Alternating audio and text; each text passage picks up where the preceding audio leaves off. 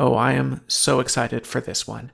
Today, we are proud to present the first episode of the first fiction podcast created by me, Joseph Fink, and my Night Vale co-creator, Jeffrey Craner, since Welcome to Night Vale. It is called Unlicensed, and we are about to play you the first episode. This is a project that is very close to my heart, and one that we have been working on for years. So many years. Unlicensed is an LA detective story about two unlicensed private investigators, Lou and Molly, who operate on the fringes of the system, scraping by with the cases too small or weird for the big firms downtown, until one day they stumble on a case that leads them to a ransom and a murder and a strange new wellness center hidden deep in the hills. This case is way over their heads, but there is no one else around to solve it. It stars Molly Quinn, who you might recognize as the voice of the Number Station and Faye on Night Vale, and Lucia Struss, who is an incredible stage actor and also a former Night Vale guest voice, and T.L. Thompson, voice of Lee Marvin on Night Vale. There are also so many other great voices. On this first episode, you might recognize the voice of Jason Segel. That was very exciting to get. And, no less exciting, Robin Virginie, voice of Radio Jupiter on Night Vale. All 12 episodes of the first season are available right now only on Audible. There is a free trial, so feel free to use that free trial to listen to it. However, there are a ton of really interesting other shows on Audible that I have spent the last 2 years listening to, and so I will be sharing some of my personal recommendations after this episode if you want to stick around and explore those. Get your free trial of Audible and listen to the entire first season of Unlicensed right now at audible.com/unlicensed. That's audible.com/unlicensed to listen to all 12 episodes of this show right now. And now, here is the first episode of Unlicensed. Okay. Let's try to make this quick. I'm supposed to be serving the people of California, not answering questions about gossip and innuendo. Governor, how do you respond to the allegations brought forth by, Ms. Rosen and Ms. Hatch? Everyone knows their names all of a sudden. Lou Rosen and Molly Hatch. Boy, they must love being famous now. Well, I can only tell you what I would tell any citizen of this great state who asked. We take all major allegations seriously, even if it weren't a month before the election. What these two claim to have found is dead serious. If, and I say if, even half of what they claim is true, then Lou Rosen and Molly Hatch have stumbled into one of the most outrageous crimes in this state's history. If you believe them.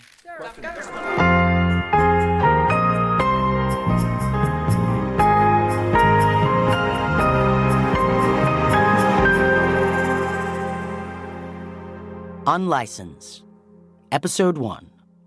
The Detective of Citrus Avenue. 5 weeks before the governor's press conference, a passenger jet on its way to Tokyo, or Sydney, or Oklahoma City, rolls up from the LAX tarmac, and within seconds, it's hundreds of feet above the Pacific Ocean. From the window of the jet, passengers can see the placid harbor of Marina del Rey. As the jet turns and the full stretch of the city swings into view, they can see farther east, to the winding streets of Ladera Heights, one of the few affluent neighborhoods where black people could live in relative safety for a lot of the last century. Beyond that, inland and east, past chain-link fences and billboards for weed delivery, past shops that fix auto glass and stores that sprawl half their inventory out along the sidewalk. And still further, all the way to Vernon, a city of 113 people just south of downtown Los Angeles, full of warehouses and factories and not a single public park. From Vernon, through the railroad exchanges of commerce, through the sunny shopping streets of Pasadena, and then a little farther east still, until the last bit of LA excitement has drained away, and all that's left is the desert and the cul-de-sacs. All the way to Azusa, A to Z in the USA. Gateway to the Inland Empire. Here we find, in a narrow parking spot, in the cracked lot of a half-vacant strip mall on Citrus Avenue, a 2011 Toyota Corolla. Stepping out of the teal-green sedan is a woman who keeps her hand on the car door for 30 long seconds, debating whether she should move forward or get back inside and start the long drive west again.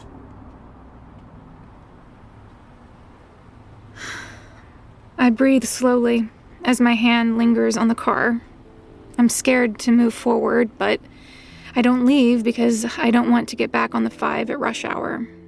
I finally let my hand fall, and I take a good look around me.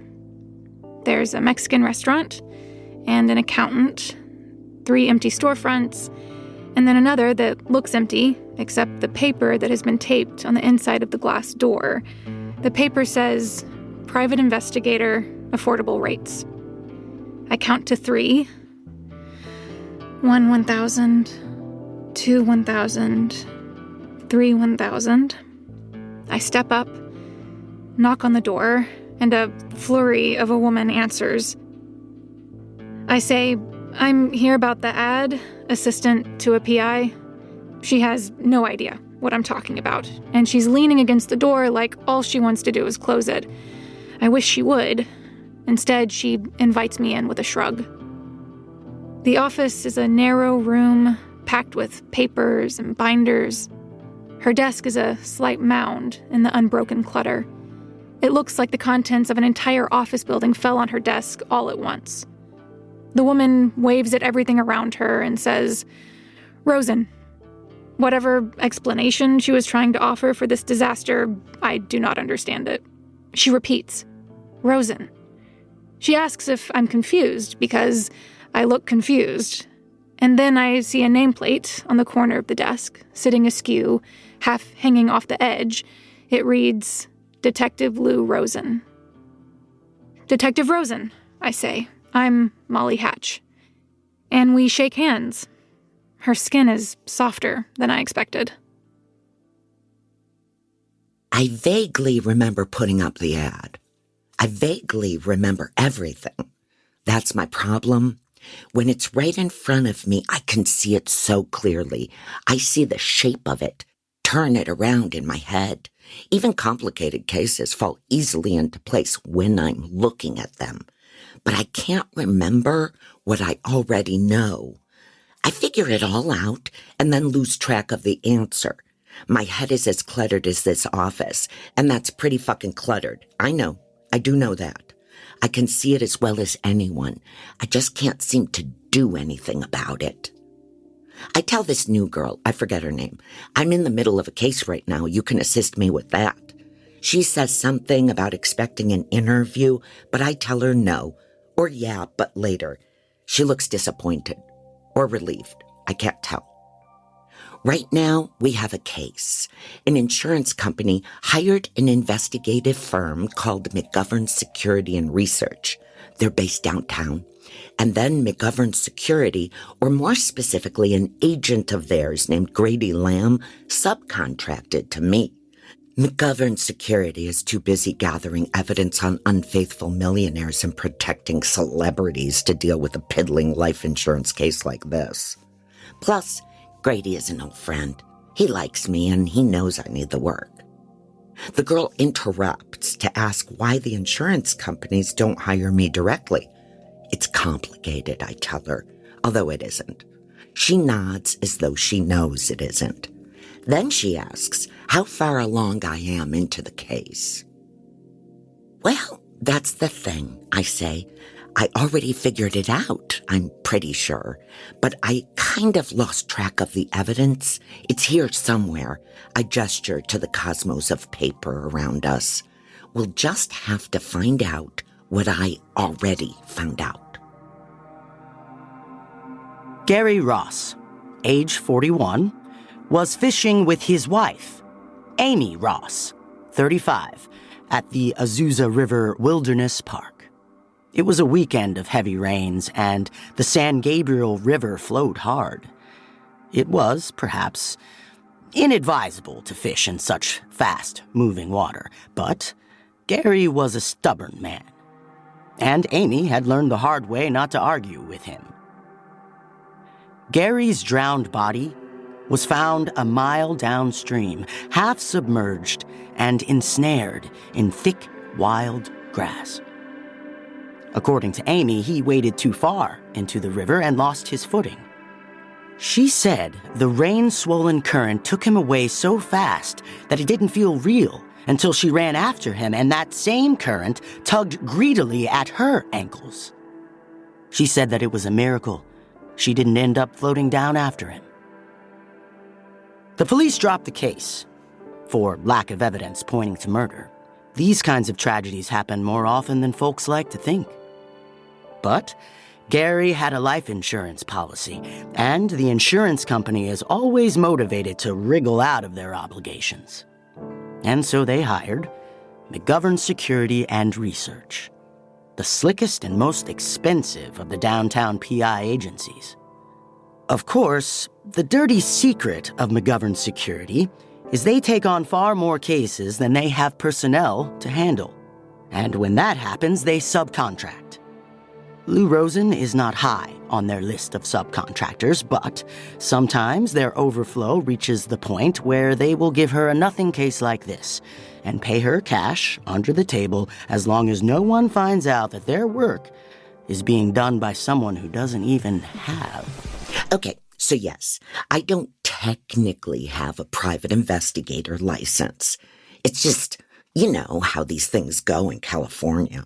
They have all of these requirements, one after another. This, and you have to apprentice with another PI, which just, you know. So, no, I haven't yet. I'll get around to it, I will. You don't have a license. This twerp says in a judgy voice, and I hate that judgy voice because I agree with it completely. Is that even legal? Listen.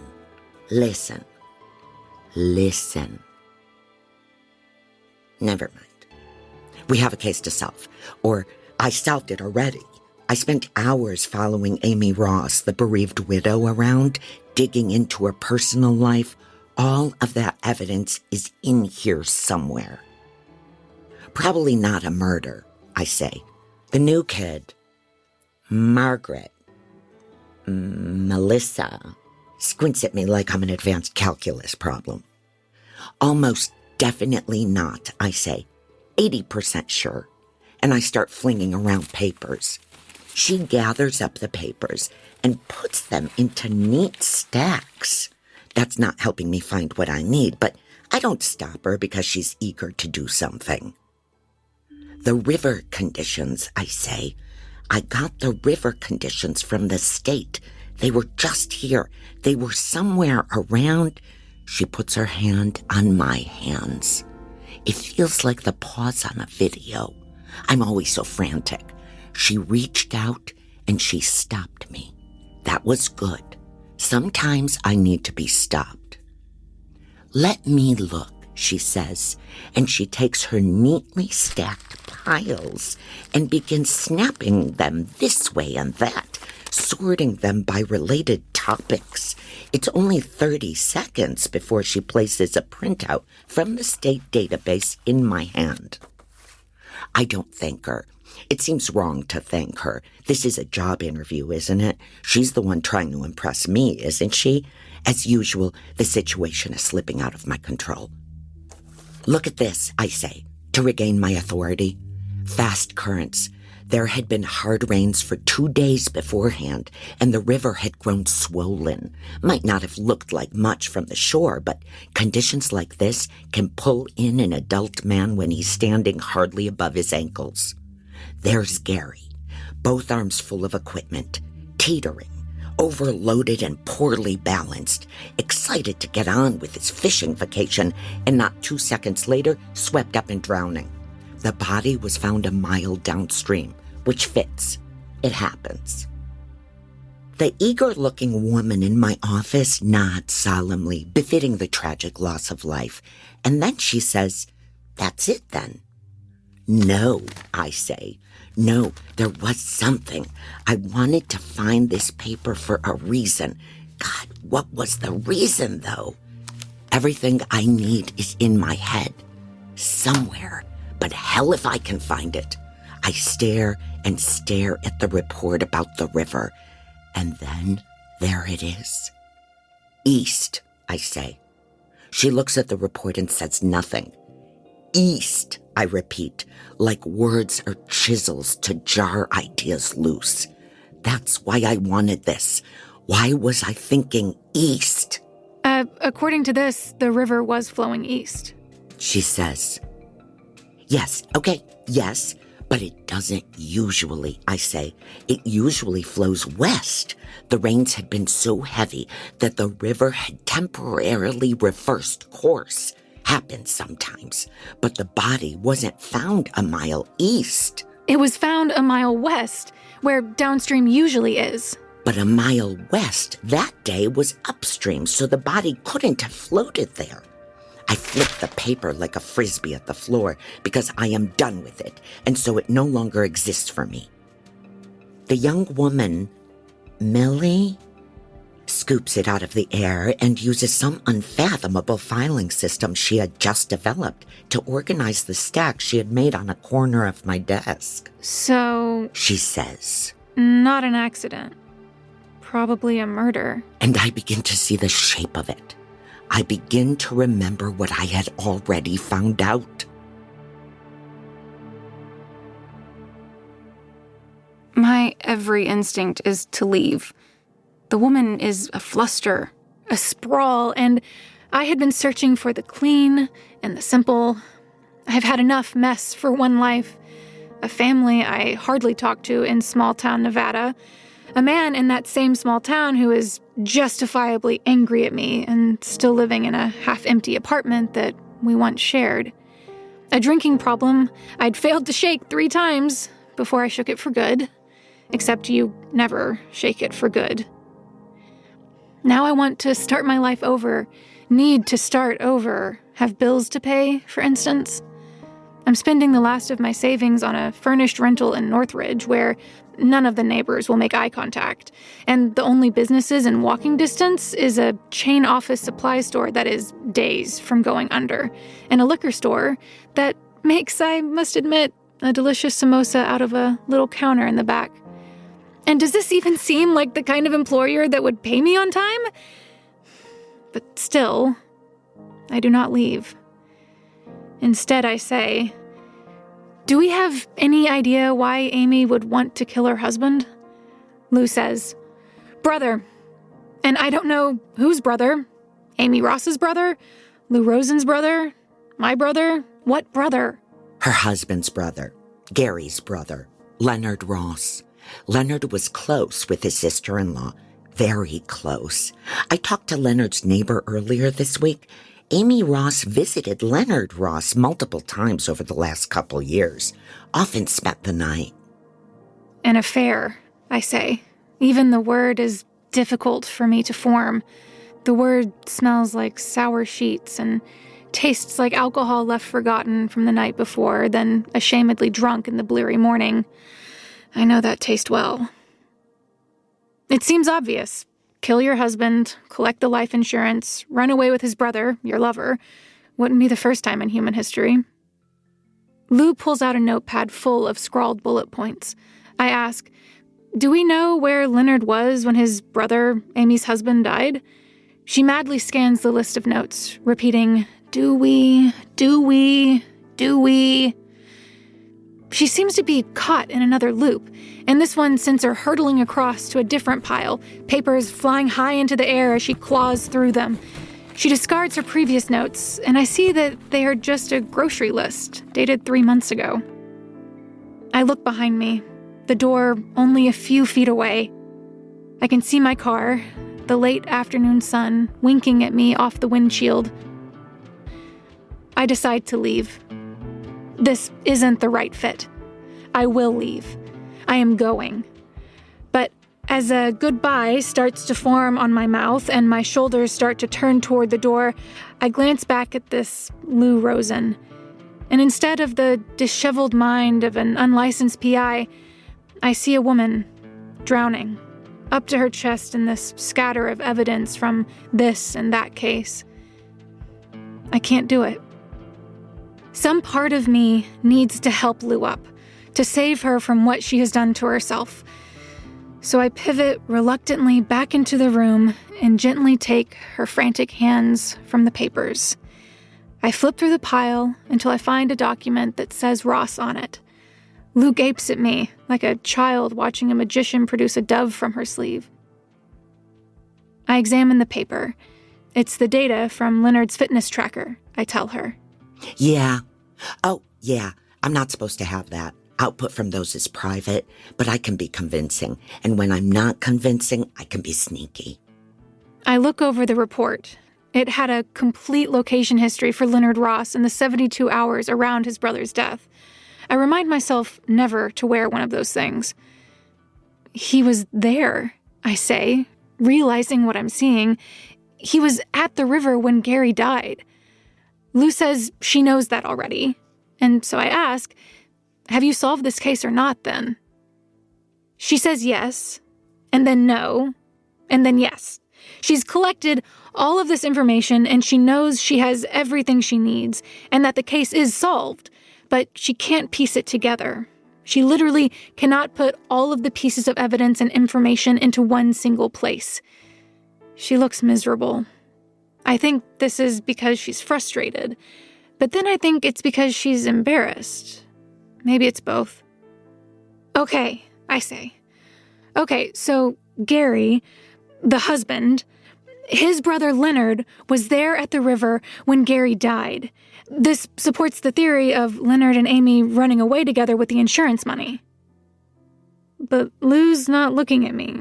She's digging in another pile. Right, yes, right, except, right, this. She scrambles through her notes again, sending my neatly sorted stacks into wild showers of paper. I say, Lou, Detective Rosen, I'm trying to ask you a question. She doesn't respond, not right away. Finally, though, she stops, holds up a stack of pages with tiny, tiny print. Except they didn't file for the insurance. It triggered automatically when the death certificate was issued. Neither of them has so much as checked in on the claim. Money doesn't seem to be the motive, Maggie. It's Molly. Molly! That's it. Amy's arm, I say. Her arm, she echoes. Somewhere in, here, I point. And soon enough, Molly sighing and rifling through the papers with an efficiency that feels like a personal attack. Molly finds a medical record that mentions Amy's collarbone. Not the arm. She looks again. Dental records. A broken tooth. No, that was years ago. She looks again. The most recent. Found it. Yeah, her arm. There were a lot of injuries in the last 2 years. These are... Oh my God. They look like... Oh... He was a real piece of shit, right? I say about Gary Ross, age 41, possible victim of a murder, definite abuser of his wife, Amy Ross, beating her to an inch of her life on a regular basis. Molly looks about ready to cry. I did too when I first read those medical records. Well, there's also this, I say, holding up my notes from talking to Leonard's neighbor. I had lucked into finding those notes because I remembered they were on the back of an old grocery list. These are the dates she stayed with her husband's brother. And over here, I say, indicating the general vicinity of my desk where I believe additional medical records to be. Molly quickly puts the records in chronological order and compares their dates to the dates of her visits to the brother. Safe harbor. Leonard Ross took in his sister-in-law, Amy, every time his brother attacked her, gave her a place to stay. They both felt despair at what your own husband or your own brother can be capable of. Despair so deep that it could lead into fast-moving water. He beat her one last time, Molly tells us both the story we now know. Broke her arm. So, on a fishing trip a couple weeks later, I say, on a day when the river was swollen with rain, Leonard Ross came. And together with Amy Ross, they killed Gary Ross, the monster in both of their lives. They didn't file the life insurance because they didn't do it for money. They did it for survival. I can't prove it, but I have enough circumstantial evidence for the insurance people. They would take any excuse I gave them. And I guess that is that. Lou will call McGovern Security and Research, and some lazy suit will call the insurance company, who maybe then notifies the police. It's not right that Amy should be considered a murderer, but it's the way the world works. Law and justice are the solid shores, but this case is in the middle of the wide, turbulent river. I can only hope Amy and Leonard can afford a good lawyer. But I'm proud of myself for helping Lou get her case together. My life has been a lot of taking things apart lately. It's nice to put something together at last. But I feel less proud by the second as Lou pulls out her phone, scrolls through contacts, and hits call. I don't want this woman to go to jail. I don't want her to have to recount her traumas in a court just to justify her own safety. The world is better without Gary Ross. As Lou puts the phone to her ear, I count to myself. 1, 1,000. 2, 1,000. 3... Hey, Grady, it's Lou. She says. There's nothing here. She says. Yeah, just like you thought. Everything points to an accident. She says. Lou puts her phone away and looks at me. I don't know if her look is a question or a statement. I say, "It was the right thing, what you just did." She nods, but she didn't need me to tell her that. In the mess of piecing together the evidence, I hadn't stopped to notice how well she had put together that evidence, how easily she had made the connections. There was a fierce mind there, disorganized, but astonishing, a wide and turbulent river. "So," I say after several silent seconds, "I'm sorry I came at a bad time, but the interview? I have my resume." I hold it up, a mostly empty sheet of paper, a fair record of my life to that point. Lou waves it away. "Come back tomorrow, 9 a.m. No, 10. No, 11. I want to sleep in," she says. And I dread another drive back and forth down the 5 just to reschedule an interview. Lou points to a waist-high pile of papers and says, "That can be your desk." As I stare at the mound of documents, I realize for the first time that there's some kind of office furniture beneath it. Lou says, "You'll have to clear it off first. Maybe come in at 9. Here's a key." I guess I should just take the yes, but I have so many questions about pay, about benefits, hours, a job description. Generally, there are details that need to be talked through. "I'm not good with details," she says. "Tell you what, you can figure those out for yourself tomorrow. Don't be greedy, and I'll probably sign off on it. I'm not very good with business either." She holds out her hand. I shake it. Her skin was not as soft as I had first thought. "Thank you," I say.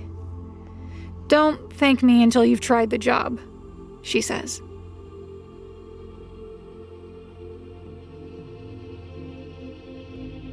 Outside, the sky goes dark over the mountains. The lights in the strip mall on Citrus Avenue flick on one by one. A red sign with an accountant's name in white lettering. The restaurant that's just called Tamales Number 21. Across the street, the headlights of the cars lining up at the gas station send glints dancing across Lou's window. But us, we're moving west with the sun. Over Arcadia, where the McMansions and the 1940s bungalows jostle for space as parakeets swoop from tree to tree, the descendants of escaped pets. Over Atwater Village, where gentrified condos wedge themselves between apartments full of locals who have lived there for decades. Over the unhoused, lining up along the LA River trying to survive. over the long-extinct town of Edendale, where the first big studios of Hollywood built their empires, now swallowed by Silver Lake and all but forgotten. Continuing west along Beverly Boulevard past the cluster of synagogues and bagel stores, men in yarmulkes and women in ankle-length dresses getting on with the business of a 3,000-year-old tradition, as the cars maneuver around them to get to the Grove or to the Largo Theater in West Hollywood. And finally to the coast, a quiet beach off the Pacific Coast Highway, rock climbers easing their way off Point Magoo Rock, and the waves hissing over the ankles of a teenage couple who drove down from the suburbs looking for some space away from their parents, and now stand here, so completely in love, watching the last of the sunset model away to black. A few miles out from these young lovers, the waves sweep against the struts of an oil platform. Here, an oil worker pauses to take in the city along the shore. She looks for some familiar landmark, some sign of all the millions of people she is looking at from her perch above the dark, churning sea. But from where she stands, the whole city is just an inscrutable scattering of light. She looks at it for only a moment, and then she turns away and gets back to the business at hand.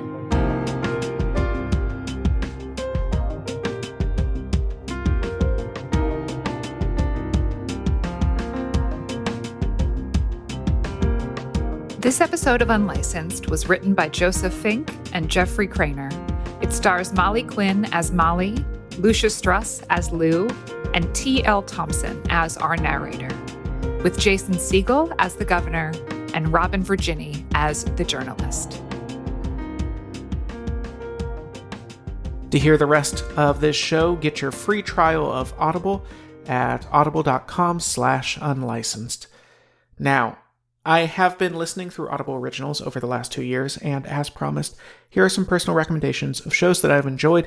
If you want to stay on Audible and keep exploring what's there, no one asked me to do this. These are shows I chose to listen to and personally liked. So here we go. Hot White Heist is a very queer, very funny heist story that's premise is too explicit for me to even try to sketch out here, featuring more celebrity voices than I can list. It's the kind of show where Tony Kushner shows up as himself to give a 5-minute monologue on how he thinks the story is going so far. I Will Never Lie to You is a 70s road trip written by Bree Williams, a frequent Night Vale writer, and also a writer on Unlicensed, along with James Urbaniak of Venture Brothers and Night Vale, who also stars in it. A funny and sweet 2 hours of your time. And Romance Road Test is not fiction. It's by the hosts of By the Book. It's a very fun podcast some of you may have listened to. In Romance Road Test, 2 real Brooklyn women and their real husbands try out real romantic advice in their own relationships and record what happens. Everyone involved is candid and charming, and it's a lot of fun. I listened to this one in the car with my wife. So hear all episodes of Unlicensed and a bunch of other cool shows at audible.com/unlicensed.